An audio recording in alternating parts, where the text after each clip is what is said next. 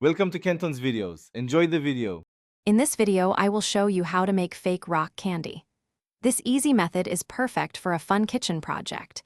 You'll need just a few simple ingredients like sugar, water, and your favorite food coloring.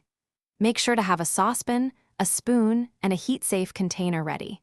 We'll also prepare some wooden skewers or string to help those beautiful crystals grow.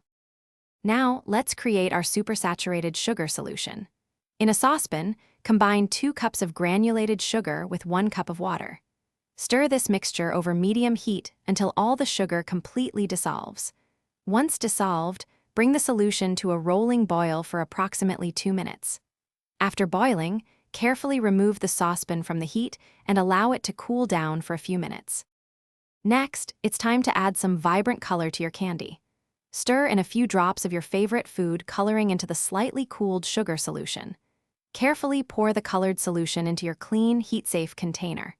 Now, dip a wooden skewer or a piece of string into the solution, then let it dry for about 10 minutes. Finally, suspend the prepared skewer or string into the solution, ensuring it doesn't touch the bottom or sides. Now for the exciting part, crystal growth. Place your container in a cool, undisturbed spot where it won't be jostled. Over the next few days, you'll notice beautiful sugar crystals forming and growing on your suspended skewer or string.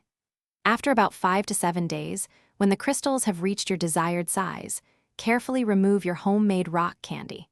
Let it dry completely for a few hours before you enjoy your delicious, sparkling creation. Thanks for watching. Consider subscribing if we helped you.